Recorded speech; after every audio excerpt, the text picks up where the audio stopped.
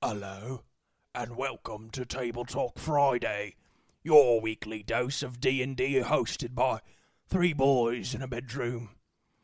If you like their style, you can follow them on Instagram, YouTube, and other social media platforms. And now, back to the boys. I can't believe that I've been living in and among people who wear MeUndies. Yeah, MeUndies are great, dude. This is not sponsored, okay? For anyone who's listening right now, this is not a sponsored segment. We are not sponsored by MeUndies. I bought MeUndies because I listened to a podcast that was sponsored by MeUndies about 4 years ago, and they're the best. They're super. Do I need to tell you about the micromodal fabric that I can barely pronounce? Please tell me about the micromodal fabric. It's so comfy and it holds your junk in all the right places. I'm just saying, my bun's never been comfier right now. I cannot believe you right now. I literally cannot. I might have to leave. We can't record today. Now, Zach, I don't want to get in your personal business, but what underwear do you wear? Please. I wear George brand underwear from Walmart. That's why you're unhappy. I see. You know, Zach, I had such a rough day at work today, and now I know why. It's because of my George brand underwear. Your underwear, dude. If only I had the super breathable MeUndies fabric with a cute design on it. Yeah, I don't know which ones I'm wearing right now, and I don't plan on checking, but I feel great. I feel it's pretty all because solid. of my MeUndies. I feel supported by not only my friends, but by my briefs. You know who else felt supported? Sonic the Hedgehog in the Sat AM TV No. show that they did. Listen here, Drew. Sonic Sat AM was a gem that we never truly got to have revealed because they end on a cliffhanger. They had 4 seasons that ran, and up until the end, it's going strong. They finally accomplished their goal at the very end. You could say it wasn't a cliffhanger, but then the screen fades.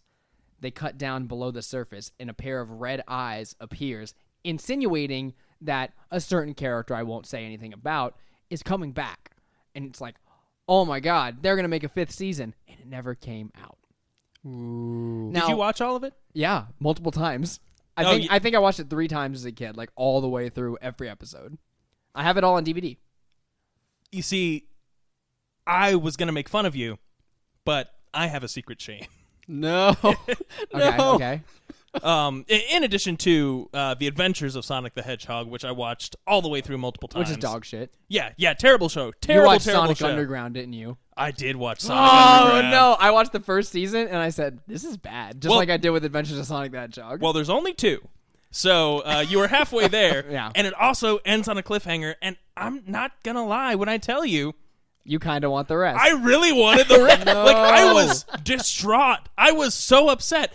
When are they going to find their mother? Their mother will be found. That's in It's the in the opening. theme song. Yes, I remember for that. the show. And every episode they did have a song, kind of like Phineas and Ferb, except they were a band, so it made more sense in the context of the show. Yeah, but that's so weird. Sonic doesn't need a guitar to be cool. No. No, definitely not. Definitely But not. they gave him a guitar and powers with his guitar. Like, what, it shot lasers or something like that? I don't even know, man. Yeah, his guitar could, like, do stuff. And then Manic, like, played his drum set and, caved in caves and whatnot. Yeah, of course. Sonic's twin brother and sister, Manic and Sonia. Yeah, exactly. What? Yeah, Yeah, he had those thing? super canon Sonic characters. This is a show, dude. It was what did it air on Cartoon Network first, and then it switched to Disney XD? I have no friggin' idea, but I have them both on DVD. I had the first 4 episodes on DVD, and then I watched some on Disney XD, and it was a bad show. I'm a bad show. 24-year-old man. I'm just finding out that Sonic the Hedgehog has a brother and a sister. Well, no, only in this context. And you know who only in else? this show? Yeah, only in this show. So Tails doesn't show up in the show at all. Not that I can recall. But you know who does show up? Knuckles. And there's a fun thing about Knuckles that I'm pulling off the cuff from my mind. If any Sonic Underground super fans are listening to this, maybe fact check me. Send it an email to tabletalkfriday@gmail.com. But Knuckles is Australian in this show. Is he really? Yeah, for no good reason. He's got a little Crocodile Dundee hat. I don't remember the Knuckles stuff. What is regular Knuckles? Is he just an American hedgehog? That's a dumb question. Regular Knuckles is the coolest guy I know. But like, what does he sound like? Does he have a cool accent? Well, like you know Piccolo from Dragon Ball Z. Yeah. He's kind of like Piccolo from Dragon Ball Z. Oh, but he's red. Yeah. Oh, okay, cool. I was That makes trying sense. to think of like a famous Knuckles line, but I can't think of one that I could mimic. Oh no. Oh, well, yeah. Oh, no, it's a good one. Just like Shadows. Damn, not here. That was so good. Thank you. You know, I played that game for a very long time as a kid. Hey Sega, if you're looking for a recast of Knuckles the Echidna, I can say, oh no. And, Oh, you know, gosh. if you're looking for Shadow the Hedgehog, you know, I've got you with damn, not here. I must find the pieces of the Master Emerald. That was pretty good. Thank you. I'm going to be perfectly transparent with you guys. My only 2 experiences with Sonic the Hedgehog ever in my life is 1, playing a plug and play when I was a child. One of those little tiny handheld games you Those just plug games into the are good. TV, which was super fun. I enjoyed it. And 2 is the "Do you know the way" meme. That's the entirety of my Sonic Aw, experience. Let's not Man. talk about that one. Yeah, that's not Sonic canon lore, man. You know what is Sonic canon lore?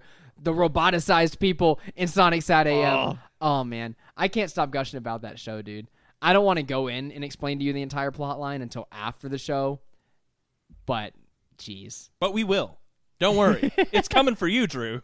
Oh, am I hearing a Sonic one-off coming my way? No.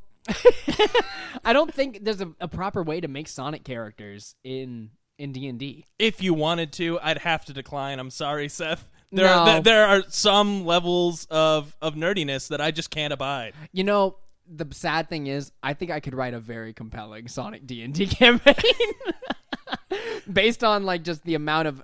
I've played every game except Sonic 06 and Sonic Rivals. I think. I even played like the old Game Boy games and the DS game, the Rush games. Sonic Rush was a banger. Sonic Rush. I played I the love that Sonic game. Chronicles game, something Brotherhood game, and that took me like 20 hours to beat. And it's an RPG. It's a turn-based RPG where you're playing as Sonic and his friends, and you're like selecting moves and whatnot. Which that's totally my style of game. It wasn't a good game. I don't remember anything. You know, Except the tornado move when everybody gets together and they all start like spinning around and the guys fly up in the air. I just want to set the record straight here. I do not like Sonic the Hedgehog. I'm not a fan of Sonic. But I did play through that whole game. Sonic Chronicles, The Dark Brotherhood, and I remember details about it too. No important ones, but they did have like weird like unimportant platforming sections that you don't platform for. You just tap a button on your touchscreen and then Sonic runs through a loop. Like, why did you include that? To be like Sonic. Yeah, exactly. I mean, as a person who owns currently all of the run of the Sonic IVW comics, I do like Sonic a lot. I have not seen the first movie, but I'm gonna see it and the second one because the second one's trailer looks pretty banger. You know, Tails and Knuckles are there now. They're friends. I won't Idris watch Elba. the Sonic movie, but I will sit around a table and play make believe for about 4 hours pretending to be Sonic. Yeah, but dude, you really gotta become your inner. What is their species even called? Sonic OCs? Mobians. They're Mobiusins. what? Mobians. They're from planet Mobius. I thought they were hedgehogs. Yeah, but they're from the planet Mobius. They got to be one species because they're all like anthropomorphic animals. Maybe we just call them furries and move on. No, they're not the furries. The people who like them like that are. Not that there's learned anything so wrong with much. that. If you're a furry watching this podcast, send an email to tabletalkfriday@gmail.com. Let us know about all your Sonic experiences. Yeah. And go see the Sonic movies. Not sponsored. No, Once of course, again. not sponsored. Oh, but that's not what this podcast is about. Welcome to Table Talk Friday, where this week we're going to talk about our third episode of Frequently Cast Spells, which means we're on third level spells. Episode 1, we did cantrips and first level spells. Episode 2, we did second level spells, and now we're going to do third level spells. We're going to go through, talk about some of the spells that we see the most played at table, and then probably, even though it might not always pertain, talk about our favorites that are on the list as well, because third level spells, some of my favorite on the entire spell list. Yeah, and so, you know, at 5th level is when you get access to these if you're a full caster. And just like the fighter's extra attack and, you know, the uncanny dodge for a rogue, third level spells are really where, like, the basis for the spellcasting class, like, this is the iconic spells that they get. These are is like at some of third the level. signatures. Yeah, absolutely. Like, I can't imagine a cleric without Revivify. I can't imagine a wizard without Fireball. Exactly. Man, when I think third level spells, I think Nature Casters for some reason, and I think Call Lightning. I mean, Call Lightning's great. Is that third level? That is third level. Third level. You know, Drew, why don't you tell us a little bit about Call Lightning? Oh, Zach, I got you covered. So Call Lightning, ladies and gentlemen, it just picks a gigantic area in front of you. The specifics, honestly, are irrelevant. It's a massive area that it's just a big old storm cloud that covers everything within your range, basically. And as an action on your turn, We'll just say 1 mile. yeah, we'll say a mile. Anything you can Yeah, see for on your instance. board, you can hit it. It's fine. So with your action, you can call down a bolt of lightning within range, striking people. I believe it's anyone within 5 feet of where the lightning bolt strikes. You can actually hit multiple people, if I'm not mistaken, right? So you hit these people, they make dex saves, and it's 3d10 worth of lightning. Oh, is that not enough for you? Let's see if it's storming. That's 4d10. Oh, is it not enough? You can upcast it. Oh, are you concentrating? You could do it every single turn until you drop concentration on this Yeah. thing. That's insane. It's a pretty nice spell. I mean, I'm not a person who's played a lot of nature casters. I am currently playing a ranger in another campaign, but I haven't gotten to use Call Lightning myself yet. You know, my only problem with Call Lightning is how limited it is in its availability. I'm pretty sure that only druids and maybe certain nature cleric or tempest cleric, do they get Call Lightning? I think so. I mean, I can't imagine them not. It's one of the only lightning spells I can think of that are kind of staples in the game. I know for a fact that storm sorcerers do not get Call Lightning. Which is odd. Yeah, like that's the best lightning spell, and you're just not going to give it to the lightning class. Yeah. That's insane. I didn't know that.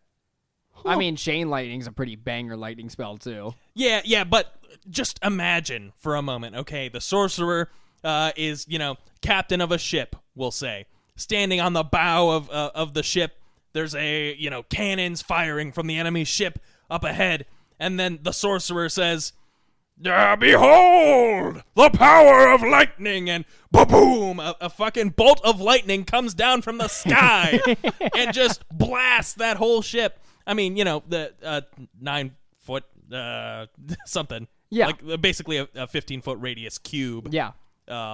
Gets hit by that, but that's insane. No, that's great. It's a really cool spell. I think it makes me think of like an earthquake type of spell. I know earthquake's like 8th level, but it's something that for a good bit of time you can just do massive damage to the general area. Just absolutely wrecking havoc. It's really cool. I do like that spell. I wouldn't say that it's necessarily frequently cast, but I frequently think about it. Now, That's fair. one of the most frequently cast spells that I would choose from the wizard spell list, because that's usually the one I go straight towards to look at first, would be Fly. I mean, Fly's a great spell through and through. You see it all the time in any D&D game. You get a third level spell, you probably got someone in that range who's got Fly. Very utility driven spell, making sure that you can actually move from place to place. Ups your speed to 60, which is pretty nice for the time being. If you're going after an enemy, someone's flying away with your best friend and they got 120-foot flying speed, well, now you can dash and catch up. That's nice. Fly's a great spell, great utility, and if your DM didn't think about the verticality when you go into a dungeon, then, oh no, now your wizard can fly. Hopefully they thought about that ahead of time, so you're not taking an easy shortcut to the boss room. Yeah, but hopefully your wizard also thought about the ramifications of flying up 100-some feet and then getting shot out of the sky. Tell me one, Zach. There's no ramifications. Instant death on hitting the ground. But you would never hit the ground. You just Right. keep flying. Right. That's fine. Well, say if you drop concentration, and I could imagine a world, okay, you prepare Featherfall, of course, but if you drop to 0 while you're up in the air, you're SOL, my guy. Roll up a new character. But if you're a wizard, you're invincible. Oh, you're You so have right. so many hit points. But I do have this image in my head of Fly going down and the wizard just plummeting, and the barbarian is just full-fledged, like sprinting out and like does a slide tackle underneath and catches him. I love cinematic. that. That's I would cinematic. allow that. The barbarian probably takes some damage from sliding across the ground, too. Yeah. And, of course, all that fall damage when the wizard collides with them. But I would definitely reduce the damage Yeah, to the wizard. I would say the wizard would take like half maybe. Yeah, of yeah, the maybe- damage, and yeah, then resistance the to the barbarian, damage. who's probably raging, also takes the other half, but it's halved again, so it's like quartered. Yeah, that seems fair. Yeah, and then maybe that puts him below the death threshold. Yeah, maybe. I've never thought about catching mechanics in D&D, but I guess it's a thing. I mean, yeah, you're gonna get hurt if I caught you, if you like jump from the 3rd floor of our apartment building, and then I caught you, I'd get hurt. So would you. I mean, so of course the wizard would have had to have been falling long enough for it to be the barbarian's turn and prepare to catch him, or they would have had to hold their action because they knew that the wizard was about to plummet to Well, their no, doom. they just have a pocket dimension and they pull out their mattress that they've got in there and they throw it beneath the wizard. Yeah, well, that's my favorite magic item is pocket full of mattress. I actually love that idea as a magic item. It's you actually just cast Featherfall, but you have an item that turns into like a mattress or a trampoline at the bottom and just bounces the back up. It's just an airbag. Yeah. I wouldn't have it cast Featherfall, but I would have a magic item like that removes fall damage. It's like a consumable, like you throw it down one time. Yeah, you get a couple a use or two, I mean, the feather tokens from Eberron are cool, but what about a mattress? Well, now I'm imagining like a character in D&D who is a stunt double for I don't know how we make movies in this world. Magic, right? So yeah, this is your artificer Magic character. movies. Yeah, magic movies. And of course, the artificer, stunt double man, has his own, gadgets for whatever stunts that he has to do. I like it. Yeah, monk artificer. Ooh. That's how you justify that multi-class. That's cool. He's a stunt double. I think Monk Artificer would be cool. Yeah. How much would a mattress cost in D&D? Like 100 gold? Like a really nice mattress. One that would completely break your fall, Yes. priceless. You know what? Well, We'll just yeah. we'll just make it the same price as a spyglass, nice and cheap, 1,000 gold. Oh, yeah, totally cheap. I mean, a feather bed, that's got to be super expensive. But, most people don't sleep on a feather bed. They sleep on, A coal bed, a rock bed. Yeah. straw, hay. Oh yeah, that makes way more sense than rocks, huh? Well, dwarves sleep on rock beds. Yeah, they eat rocks for breakfast. Yeah. I eat rocks for breakfast, and I also drink ale with instead of milk for my cereal. There we go. I landed on it. Zach, what's your choice for 3rd level spell? Well, I'm just going to get it out of the way because we haven't, I've brought it up. Fireball, it's an uninteresting spell. It's a classic. But definitely a classic. You all know what it does. It's a 20-foot radius sphere, and within 120 feet, it does 8d6 fire damage. All target creatures within the area have to make a dexterity saving throw. On a success, they take half damage. On a failure, they take the full brunt of it. And it can be upscaled to whatever levels, cast at higher spell levels for some extra damage. Great spell. Definitely, it's in every wizard's toolbox. Or if they don't take it, it's like a vegan choice, right?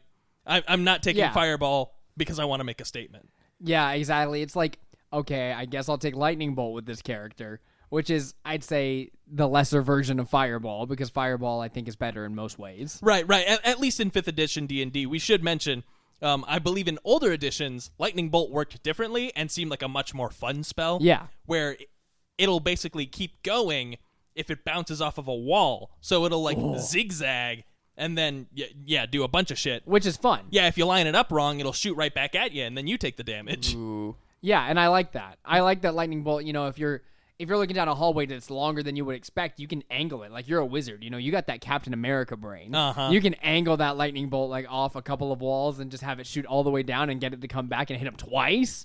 I don't think it can hit him twice, actually, right? I think it does, actually. And that would be cool if in older editions, you could fire it at just the angle where it's going to hit him twice. But you know what? You're at risk, too. Uh-huh. Well, and you could even do it you're in a 10-foot hallway, you shoot it directly at the wall, you take, 17 lightning bolts, and you're dead.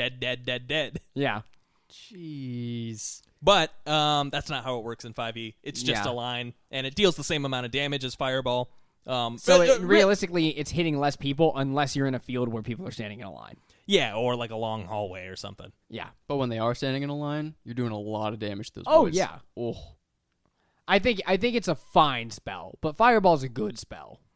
While I'm, just eating up our time and choosing more spells to talk about, I'll get Counterspell I out was of the going to way. say that one next. Uh-huh. One of the most frequently cast spells. Well, Seth, why don't you talk about it then? Counterspell is it's a go-to, honestly. A wizard is about to cast Power Word Kill on Counterspell on your best friend, and you can say, I Counterspell. Now, even if he's casting a level 9 spell, you can still Counterspell it, but you're required to make a check against your own casting modifier. So say I'm a wizard, I'm going up by intelligence, I have a +5 modifier, I need to roll that die, and I'm going against a level 9 spell, 10 plus 9, that's a 19 DC. If I roll a 15 and I add that +5, get 20, boom, I have successfully counterspelled. If not, well, the spell still goes off and I waste a spell slot. Otherwise, if the spell is the same level or lower, the spell does not go off at all. So you can still upcast this. Someone's casting a 5th level spell. Oh, I recognize that spell. I'm going to 5th level counterspell it. Boom. All done. We're good. But if it's higher level, you're still going to have to make some checks to make sure the spell doesn't go off. It's a go-to spell. Really keeps you safe in encounters versus casters in general. And I'd say if you're playing a caster like a sorcerer or a wizard, someone who has that spell available to them and you don't take it, you messed up. You messed up, man. The thing that I don't like about Counterspell is that it does seem to overshadow Dispel Magic, Right. which is very much the same sort of spell. So the difference being Dispel Magic is an action to cast, Counterspell is a reaction. Right. But with Dispel Magic, you can target any creature, object, or magical effect, and you basically remove a spell of that level or lower. Right. So if they're well. concentrating on haste and you cast Dispel Magic at 3rd level on it, it's gone. Right, and so the thing that Dispel Magic does that Counterspell doesn't is it's very helpful for dungeon delving. Say, the wizard's laid a bunch of magical traps. Okay, well, I've got Dispel Magic to get rid of that. Counterspell, you had to be there when he cast the spell to stop it. Additionally, if you want to be really cheeky, which we've done before at our table, I didn't take Counterspell, but I know the wizard's going to cast a spell next turn. I'm going to ready Dispel Magic using my action, and then using my reaction, I will stop the spell as he casts it. Yeah, I don't know if that's supposed to be how it works. I allowed it at the table at the time. I don't know if it's... I feel like that's just kind of up to your DM's discretion type of rule. But I can understand someone who says that doesn't work too. Like, oh, well, you can't ready Dispel Magic like that because it has to be like an active effect you're ending or whatever. Right. I think rules as written, it works out, but you could definitely argue that it doesn't. It says you can choose one magical effect within range, which I would argue, the casting of a spell is a magical effect. Yeah. I agree. And also, you're using your action to do that. You didn't do anything that turn. You're readying to Dispel Magic something. Right. Yeah. I mean, if you're a wizard, you might as well just take both. Yeah, exactly. From my point of view, as long as you're sacrificing a certain amount, you can do it. So if you're going to sacrifice your whole action, not do any damage, not heal any of your teammates, not help anybody to, dispel some magic as it comes out, go for it. Do it. Yeah, exactly. It would be a really crappy spell to counterspell? Revivify. Probably one of my least favorite spells overall in the game, because I feel like it takes away some of the pressure, but also probably one of the better spells in the game, I would say. It's always taken by every cleric, every paladin, anyone that could take it. I believe artificers get it too, right, Zach? Yep. What you meant to say, Drew, is it takes up one of my spells that I'm able to take with every character that I ever make. And I never get to use it because we never die. Which is a good thing, though, because you don't want to use Revivify. It feels dirty. It's like you're cheating. It felt good to bring Eknon back from death. I will say that. I like that because I was Eknon. But other than that, I will agree with you in one way or another that I feel like it does cheapen the idea of death in D&D, getting that at such an early level. But there are ways to do it where the stakes are still there, like kind of like the Matthew Mercer way of doing it, where he makes it harder every single time you get revivified. So like, oh, I've been revivified 3 times, my DC might be like a 15 or a 16 now, and then they have to make like actual checks or like offer something up to make it seem, like an actual thing that can happen. Like, this isn't just a free, hey, I healed you, you're breathing again, or like, here's my defibrillators, you're alive. I'm playing Battlefield with the defibrillators that get revivified over and over again. I do like the way that he runs it in that way, where it's a little more risky to be using Revivify a lot. You still don't want to be dying all the time. Like, putting your life on the line is still putting your life on the line. Even if your character goes down and it's within a minute and someone casts Revivify, it still might not work. And that's where the fun comes in because there's stakes, there's suspense to it. Talk about the level of it. I feel like Revivify should be like a 4th level or higher. I feel like 3 might be too low. So here are my thoughts on Revivify. I think at those low levels, like, sure, you're a 5th level character, and technically you can take Revivify, but if you're a DM and you don't want your players to be revivifying each other, don't give them 300 gold worth of diamonds. Right. Because that's hard to come by. That's true. Yeah, no, I mean, that is definitely a thing where in the world we've established, you can go to a jewelry store. Like, we've established characters where these things are available, even if they're out, like, you know who to go to get you that thing. So, in specifically our world, I don't see it as much of a problem. We kind of go with the flow with that kind of stuff. But in your more realistic setting, yeah, just make it really hard to find diamonds. Give them one set of diamonds, and it's like, oh, there's your one Revivify, and you don't have any more until you happen to find some more, or you come across the right people who know those channels, and it's going to be a 5-day side quest to find them. Right, exactly. So there are ways around it, but it does involve the DM sort of being clever and, having a desire to make it more difficult than it's necessarily implicitly written on the page. Right. One thing that bothers me is I don't like taking agency away from my players. So if someone takes Revivify, I want them to have the stuff to use it at least once, right? Like, I don't want to not let them have the 300 gold worth of diamonds whenever they have the spell, or at least like somewhat soon after, so that way it's there and able to be used. After one use, I'd say you can be a little more lenient with it, like, okay, they did the Revivify, it came in handy, it was worth being on their spell list, but otherwise, I'm like, I just don't like taking that agency away. Good thing about those classes, though, is you can change it out every day. You can give and take as you please. So if they're like, oh, I got Revivify, I'm at that level finally, I mean, that's great. You don't have diamonds yet, so it doesn't matter. True. And, if all else fails and your players have too many diamonds and, they just keep revivifying every time, just kill the guy who took Revivify. That's the end of your problem. Yeah, that's no problem. Then the character still exists, though. Yeah, power word kill. The Lich comes out. You're dead. Well, you can't cast they just Revivify. power word kill the Revivifier. That's what I'm saying. Oh, I totally misunderstood you. I thought you meant kill, like, the player at the table. Oh my god. You were like, just kill the player. And then they can't play their character anymore. Well, now I think that's such a much funnier punchline. Let's just run it back. Oh my god. All right. So if you're a DM and you're having a problem with a player who, they've got 300 gold worth of diamonds, they've got Revivifies out the wazoo, they just keep casting it, all you got to do is kill the guy. Just kill the player. Kill the player. I can't believe that's the first thing that happened. Like, in my head, I was like, wow, that was a really funny joke that Zach made. It wasn't the joke you made at all. Seth, you're so funny. Thank you. I think we should hasten up this conversation and get out of this one. Haste is such a good spell, dude.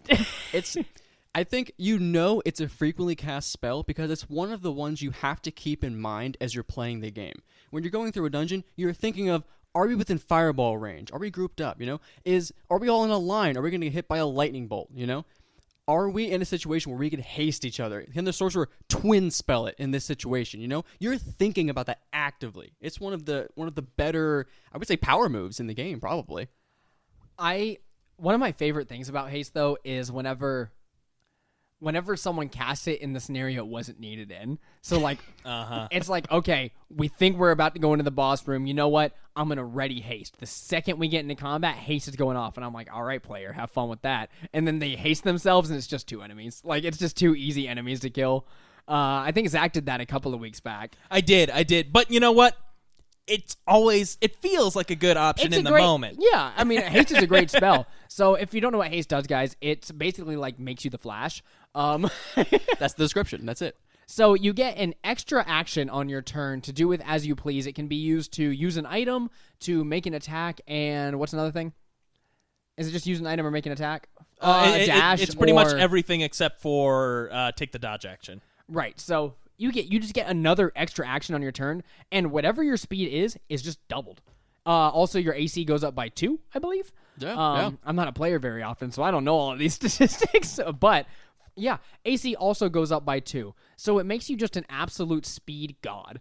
The way we have flavored it in various ways with different characters always just makes my day a little bit brighter when someone's using haste. And I think Oswin recently became like a Super Saiyan in the middle of battle with haste up. And, yeah, I did. And it was great. Like the way it's been flavored.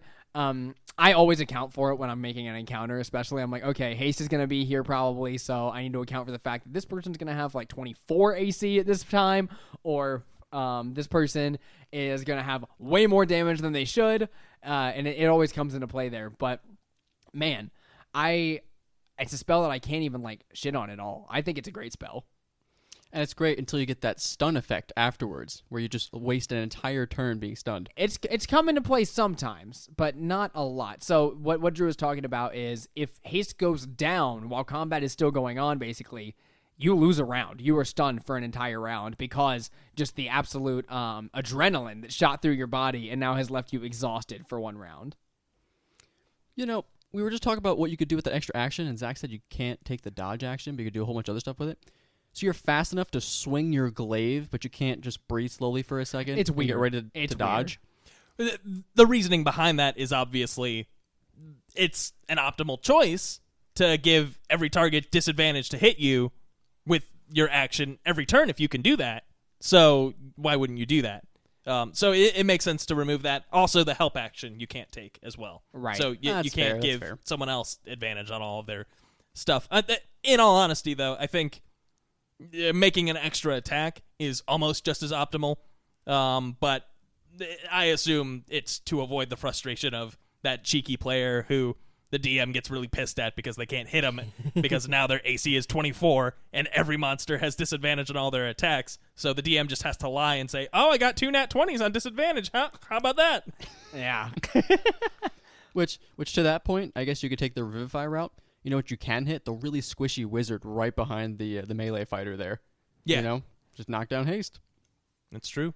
Yeah, well, and that goes back to a conversation we had a few weeks ago where I always think, well, this creature's not intelligent to know that wizard is the one casting haste, or something along those lines. Where I'm like, well, it depends on the intelligence of the creature, because there are times where I'm like, this character's definitely just going to dispel magic that guy, and then their haste goes down, and now, tough luck, you're stunned for a round. But like if you're fighting an intelligent creature, well, then that might come into play. If you're fighting a Hezro, no, not gonna happen. Or you're fighting a direwolf, no, not gonna happen. I feel like that would be one of the worst slaps. The guy just absolutely dispelling magic on haste, and then your teammate's stunned. Your mage is sitting there like, what do I do now? Or someone tries to bait like a counterspell or something like that, and they're like, or someone goes to cast haste thinking that the guy, may counterspell, and they don't counterspell. They wait to dispel magic the next turn. Or use a legendary action as a creature and just dispel magic right in the middle of their turn. Just yep, you got it up, and now they're stunned. I got a free stun for a round, and now next turn I'm gonna command my minions to go in on them. Which is the only argument against using haste for every encounter. Exactly. Yeah, except eventually you will get spells like polymorph that do outpace it a little bit. Great. Another great thing about haste though is the fact that it can be twin spelled. So if you're playing a sorcerer who has haste, you like being a support sorcerer, which a lot of our players do. You can twin spell that. Yeah, absolutely. And that that is two people are hasted. That's what I did all the time. 2 people can be stunned too, which I would say I wasn't as good at keeping up with the battlefield as I am now. Whereas I might have had an intelligent creature try to knock it down back in the past and get rid of the twin spell haste and be like, boom. Now there's 2 people stunned on the battlefield. I just didn't think about that back in the day when we were playing Storm Kings. Now I would probably think about it. Well, and just to clear the air, get this off my chest. I've been thinking about it for a long time. Seth, I forgot about that rule of haste when I was playing that character. Yeah. No, I mean, that's okay. And none of us knew, because I was the only one who read haste. Yeah, no, I knew what haste did, but I forgot about that too at the time. So you don't have to worry about it, man. It's okay. I forgive you. It's all water under the overpowered bridge. there's a few spells out there that you just don't read all the way through. You kind of know generally what they do, but sometimes there's a little bit of a downside. Well, and we're a bunch of assholes, dude. Like like I think I know everything about every spell. So I mean, you ask me, I'm gonna be like, yeah, that does 8d6, and yeah, boom, it has no other rules. Nothing else. I know what I'm talking about. Come on, guy. I've played D&D for how long? 3 years? I think it's been almost 4 at this point, dude. Yeah. And maybe 5? I don't know. Yeah, it's been a while. I'd have to count on my fingers, and I don't want to embarrass myself in front of the audience. No. Yeah, you wouldn't want to show them your fingers. Well, I've got one finger for you, Seth, and it's my index finger, and it's telling you to shh. All right. A great supporting spell that I see a lot. Lehman's Tiny Hut. Oh. I think this is one of my favorite just supporting spells or survival spells, I would say, because while sometimes it can cheapen the idea of going out and traveling with your companions, it's just a great, safety net for a player. So as a player, I love Lehman's Tiny Hut. It's I think it's a 20-foot I think it's 10. Might be 10. Is it 10? I want to say it's 10. No, it's not 10 because you guys wouldn't fit in 4 spaces. It's a 10-foot radius 10-foot radius. I thought really you were. close I was going to say like diameter. we snuggle a little bit, I was going to say diameter. But yeah, 10-foot radius sphere. We'll say dome that all the players can sit in for the evening. Weather inside of it can be controlled, so you want it to be a nice crisp 70 degrees instead of the 75 it is outside. You can change that. If the ground's a little too wet for you, you can make it nice and dry. It's a nice little temperature controlled space where you and your buddies can camp all night and not worry about what's going to kill you in the night. I do enjoy the spell, one, because it means that random encounters don't come as into effect. They still can. Like, say, if some creatures wait on the outside or, like, dig through, depending on how you rule Lehman's Tiny Hut. But the way that we've had it run, I enjoy that every now and then, whenever we play as characters who don't have Lehman's Tiny Hut, that I can pull out that encounter and be like, oh, yeah, here you go, guys. These do exist, survival encounters in the wild, where you might get attacked by a pack of lion drakes because you didn't have a Lehman's Tiny Hut, or just screaming all night in the woods at the place where the big bad is.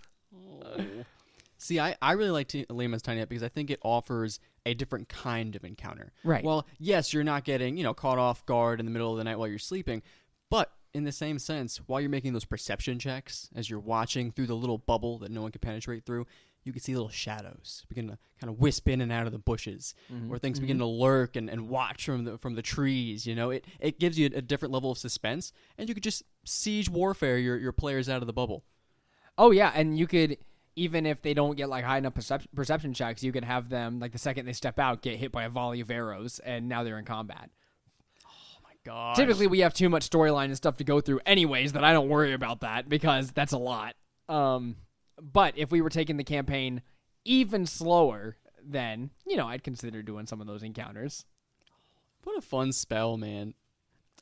Was it Patrick in one of our previous sessions that actually made it a tent, or his magic item was creating a Lehman's Tiny Hut as a tent? No, it wasn't a real. He made a tent, and he wanted to. I was just letting him say that cosmetically, it's like the Harry Potter tent where you go inside and it's like twice the size in there. So it's like a luxury tent. It wasn't anything. It was just a tent. See, I love the idea of flavor, though. You're literally just setting up a tent, but then it's Lehman's Tiny Hut inside. Yeah, you set up a 10-foot radius tent and then cast Lehman's Tiny Hut on the outside of it. Yeah, that's cool. I think it'd be cool. And it makes Lehman's Tiny Hut worse because you can't see it completely through the tent.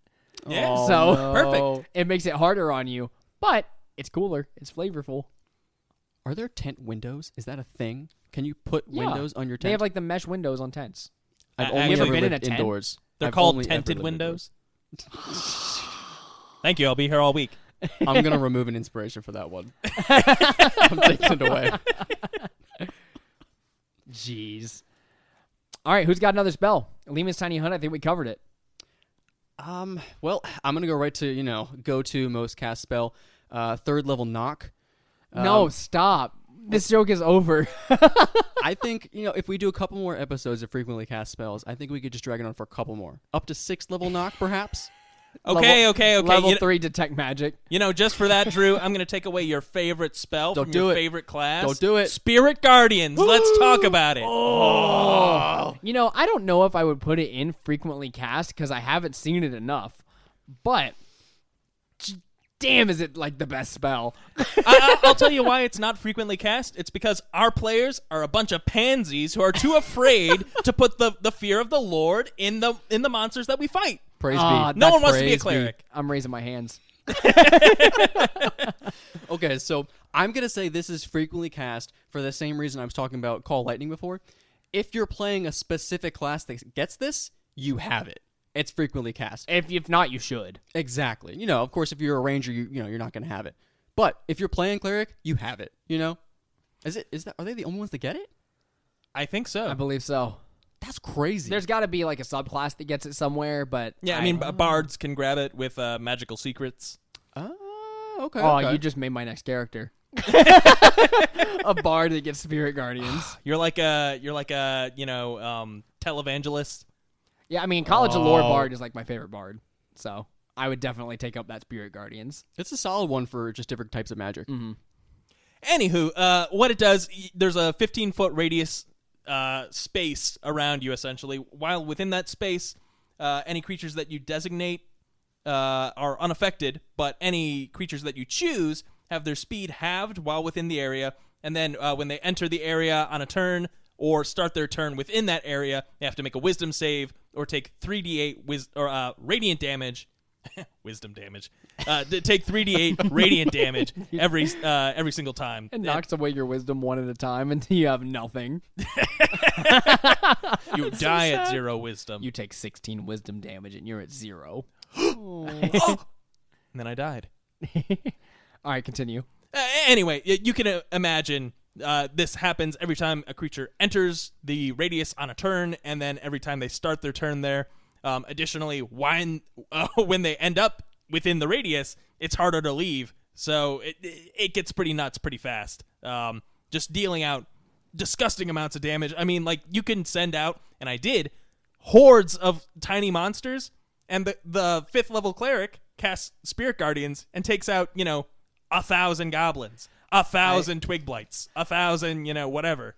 Because all they need to do is enter the radius once, and they're dead.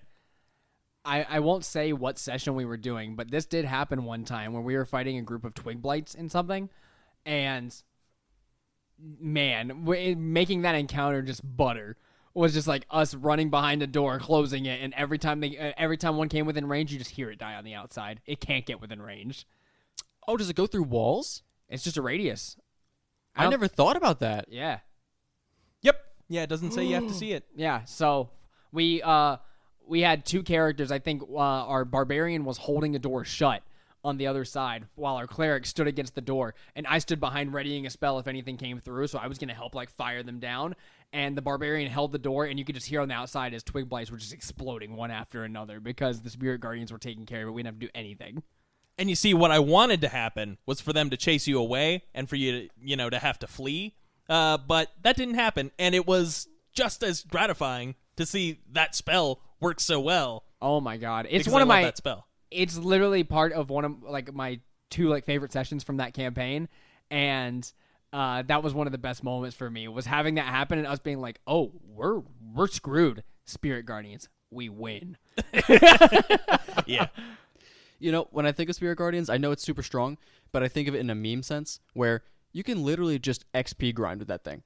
To your point with the twig blights, you just get to a bottleneck, get some zombies or something, just stand there. If only that's how our D&D games worked. Some long-session grinding. Now I'm imagining you designate a number of creatures within the area to not be affected. What if you forget? The bugs, the squirrels, the birds, and they're just, walking around, and then, the holy light of Torm just fucking boom. Goodbye, Mr. Squirrel. Aww. Goodbye, Mrs. Brisby. You're gone. Jeez. Can I mention a spell that is not cast enough and that we have come into we've run into a couple of times where I'm like, if only they had this spell. Remove curse. It's not useful. We've had many times where I have cursed you guys or given you a cursed item or something's come up that could be removed cursed. and no one ever takes it. And it's one of those spells that's not frequently cast. It is the antithesis of frequently cast from you, at least from you guys. I don't know about other parties, but man, someone should take Remove Curse. You know, I did take Remove Curse on my character for the the Magic School arc Yeah. of our current campaign. Noman had it, and never once did he get a chance to cast it. That sucks. So really bit me in the ass. See, the thing is, you don't want to use Remove Curse, because if you're a real D&D player, if you're a real PogChamp gamer, you're gonna keep that. Drew, you're not allowed to continue. That's the end of your We're not statement. those people. Don't make them think we are. I tried to keep a straight face, but you want to hold on to it. Like if you have lycanthropy, you kind of want to be a werewolf. Come on, you kind of want it, don't you? It's weird that they make that like a curse, but it's really just a blessing for the player. Like, I yeah. get to be a werewolf, which is why I always put a drawback on it. Like, you go wild on the party every couple of days. Yeah. I mean, you have to. But I mean, being a wereboar is the best blessing you can get. Well, they're also evil. Werebear is good. Is But it? I don't want to flavor it that way though, because I feel like it's one of those specific. We're going off the rails here, but I don't care. I feel like it's one of those things where you get to act how you want, but now you're a horrible, disgusting werebore. Right. No, I But agree in a completely. world of dragon people, it doesn't really matter. No, and so it's just That guy's an elephant. it's exclusively a buff. Werebear and Were-Tiger is true neutral. Also, just a buff for the player, truly. Yeah, and I don't think, well, especially with the way that Wizards has been changing their stuff to where you can kind of just make anything any alignment, which I personally like. I know some people don't, but I personally like that. I wouldn't do that. If Newth got turned into a werebore, I'd go, yeah, you don't have to be evil. Yeah. So my thought is that it's a gift, just like a magic item that you give to the party. If I'm putting my characters in a situation where they may become a werewolf. Now, for a werewolf, there are cultural touchstones where I'm like, everyone knows that a werewolf loses its mind when it turns. At least when it's juvenile. Yeah. Maybe you learn to master your werewolf powers if you're By the end of the campaign. Yeah, if you're a burden to the party for long enough.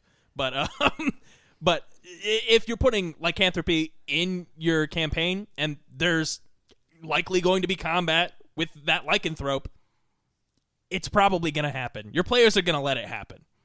They want it to happen. And you can give them other drawbacks. I'd say if it happens with a werebore, maybe they hunger for specific things, or Oh, that's a great idea. yeah, like maybe they specifically have to eat certain things every couple of days, or else nope, that's not good. And I'm not saying it has to be like blood or like a human or anything like that. But maybe they need. I don't have a good idea for Truffles. Right now. Yeah, truffles or something. Sure. Yeah, no, you gotta give them time to dig in the dirt. If you're in a dungeon, they're gonna start making wisdom saves against madness, and then oh, your head looks like a truffle right now. I'm sorry, man. I gotta do it. Yeah. So you could give them stuff like that, and maybe that's exclusively if they're staying in their boar or hybrid forms and using their buffs. Yeah. If they're staying in their normal human form and they don't have any buffs for it, we can go with that. Yeah, and I'm not sure in the monster manual if it gives you immunity to non-magical damage, but I definitely remove that for my players. I would remove that. I even made lycanthropes in the first campaign I ever ran. I had were-rats that they found a den of were-rats in Snowhaven.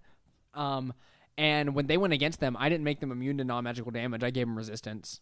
Yeah, well, they were also like 3rd level, right? So none of them they were had like any 3rd magic. level, and so it would have been complete bullshit if I made them fight those things that had immunity to all of their attacks. But yeah, when I made them, I was like, yeah, we'll just take away some of their stuff. You get resistance instead. It really depends on the session because I would be liable to do that as well.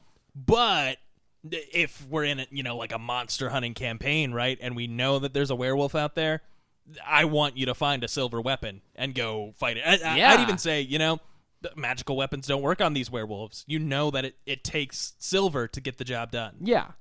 I think that's cool. That's super cool. I like that idea. Anyway, any other 3rd level spells that are frequently cast we want to talk about here? Let me take a little gander.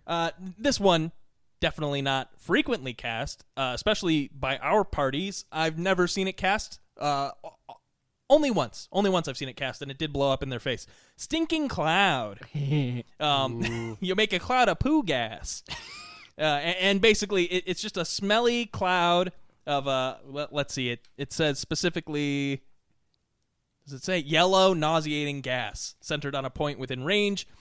Each creature that is completely within the cloud at the start of the turn must make a con save against poison. On a failed save, the creature spends its action on that turn, retching and reeling. Creatures that don't need to breathe or are immune to poison automatically succeed. You can imagine that's pretty handy for a lot of creatures. Most creatures don't have a bonus action that they can make use of, so you're pretty much spending your entire turn retching and reeling. And I might even say, I'm not sure if this is rules as intended or not, but I'd say they lose their whole turn. It's just like a hypnotic pattern in that way.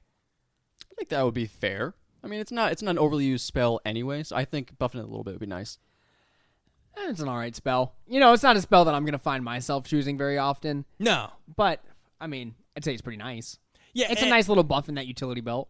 Yeah, exactly. And it occupies the same space as Hypnotic Pattern, which we can talk about as well, which just removes your enemy's turns, basically, and they have to continue to make saves against it each time to see if they can get their turn back. Which came in great handy when fighting a group of Storm Giants in our previous campaign, Storm King's Thunder.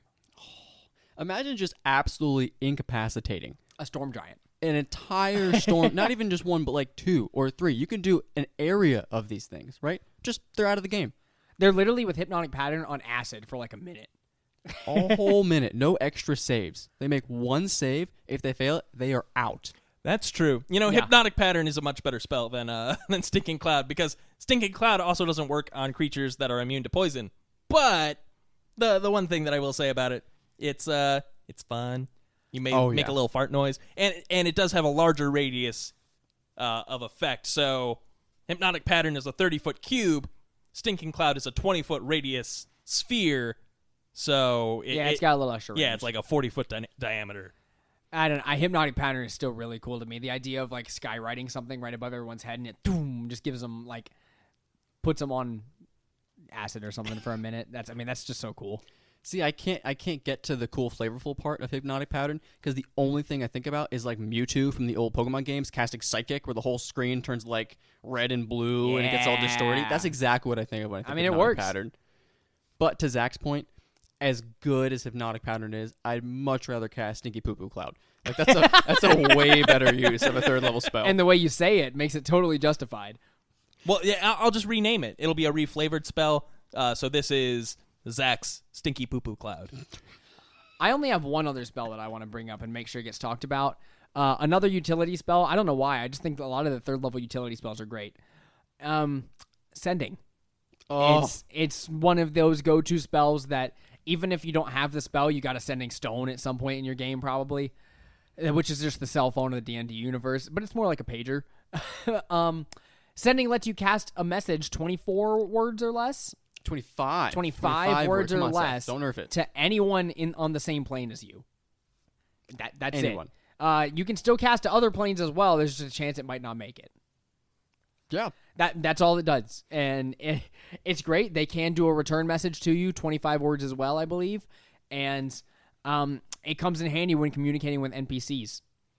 Yeah, and that's probably one of my favorite reasons that it's one of my favorite spells is because think about how many times you've moved past a city, right? You don't get to come back to the city. You don't get to see, Billy Bob that you really, really liked. He was the really goofy merchant, right? He was great. Oh, you know what? You can just send him a message. You could talk to him. Oh, you have an old NPC or other character that you need to talk to really quick. Old Eric, top stair Eric. Please, Scimitar Sally? Scimitar Sally. Any one of them. You send them a quick message. Anything you need from them, they can let you know. Okay, Drew, I understand. I understand what you're saying, but you know what would be a much more effective use of your time and well-earned spell slots? What's that? Going down to your local post office. No. And asking Support someone local businesses, Drew. Come on. to send a letter all the way to Yartard to your girlfriend. And then teleporting there immediately after to make sure she got it. That's a great use. That's a story we'll tell on story time next week, okay? That's a great idea. One spell that I've never seen cast, but it's been on my radar for this last little bit here, and I know I'm going to cast it. Phantom Steed. Ooh. This is a 3rd level spell. It is a ritual. A large, quasi-real, horse-like creature appears on the ground in an unoccupied space of your choice within range. You can decide its appearance, blah, blah, blah, blah, blah. For the duration, you or a creature you choose can ride the steed. The creature uses the statistics for a riding horse, except it has a speed of 100 feet and can travel 10 miles in an hour or 13 miles at fast pace.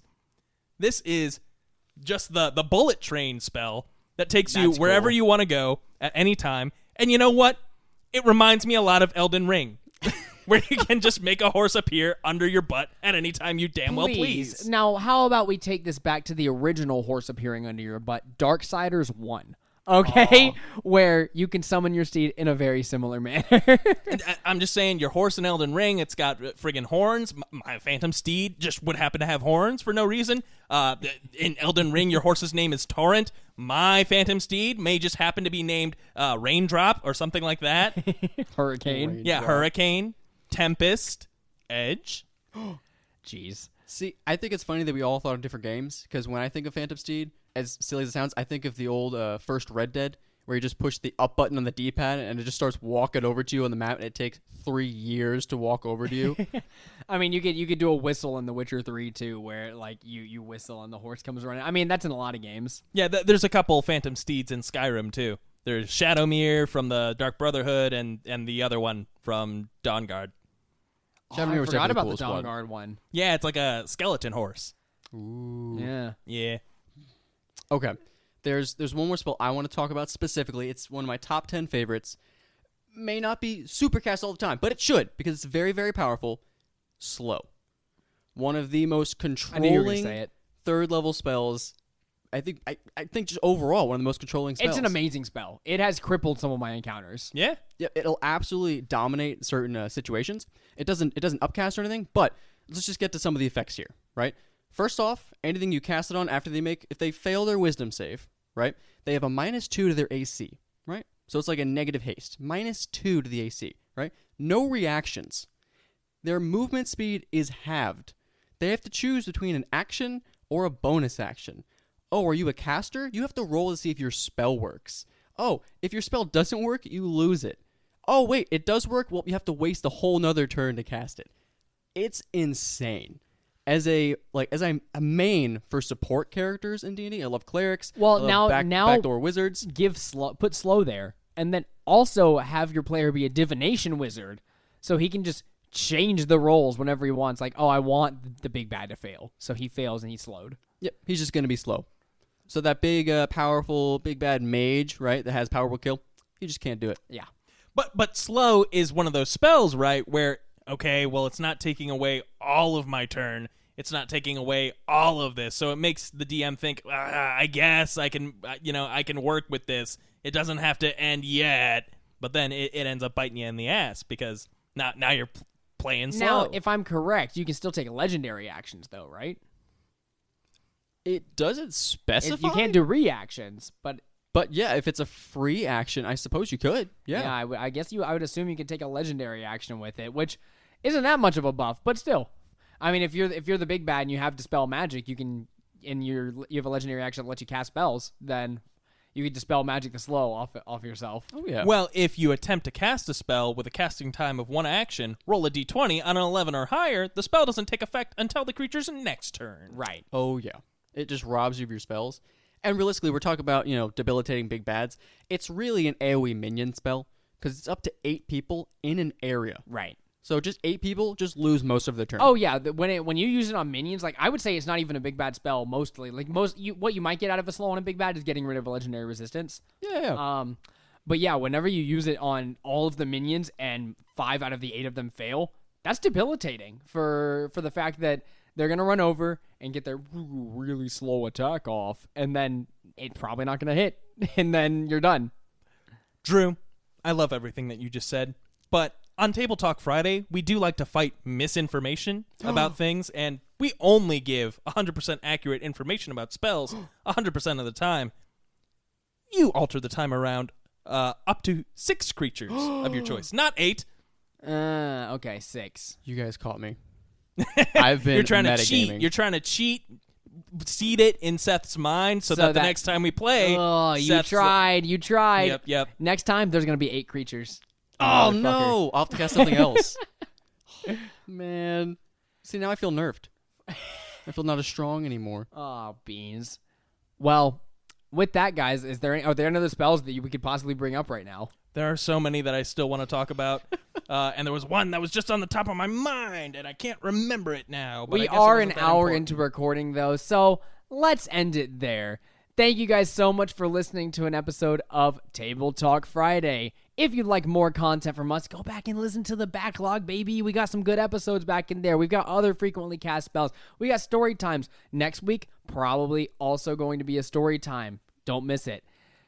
If you'd like to hear more from us, you can DM us on Twitter or check out our YouTube and our TikTok that we just opened up. We're posting shorts finally from the show. They're usually like 1 minute or so clips edited out from the show. Find us on there. Give us a follow.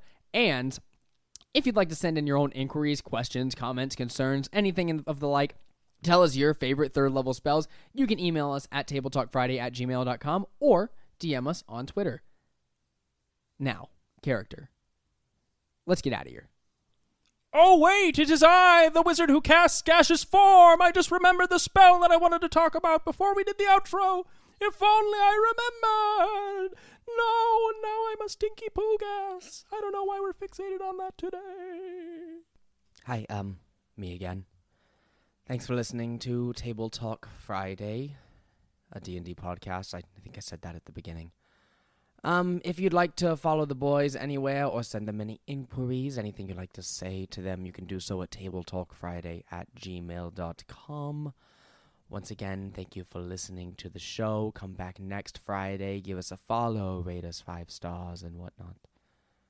Have a good one. See ya. Bye-bye.